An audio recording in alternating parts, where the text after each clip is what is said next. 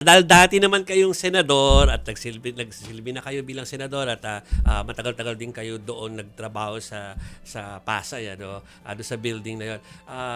Di ko alam kung napanood niyo yung kanina pero hinga ko sana kayo ng reaksyon na yung ganong klaseng diskurso ay nangyayari sa floor. Yun na nga po, no? Ito, sasabihin ko na nga po na simula po nung pumasok yung mga Duterte senators, talagang binalahura nila, hindi lang itong Senado eh. 'Di ba? Sanay kasi sila na yung buong democratic institutions binabalahura.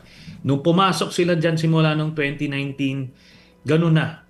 Pababa na ng pababa yung standard kasi nasanay sila eh kay Digong. Palaging walang walang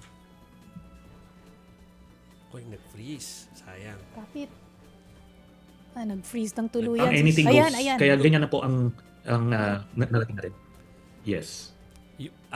Sorry, Senator, medyo naputol Yes. yung ano nyo, yung last two sentences nyo, pero to wrap it up, ano po yung punto nyo doon sa mga nasaksihan ninyo? Ang rason kung bakit bumababa na ang kalidad ng Senado ngayon ay dahil doon sa mga Duterte senators.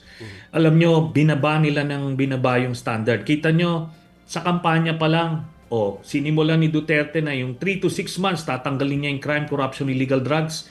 Tapos nagsinungaling. Diba, si Cayetano, ano yung sinabi niya? Pag binoto nyo daw si Cayetano, bibigyan niya kayo ng tagsa 10,000 bawat isa. Kumbaga, lokohan na eh. O si Marcoleta, sinabi niya, pagka binoto siya, bababa niya yung bill ng inyong kuryente. Kumbaga, lokohan eh. Kaya ngayon, andyan sila ngayon sa Senado. What do you expect from them? Di ba talagang, puro fake news, puro panloloko.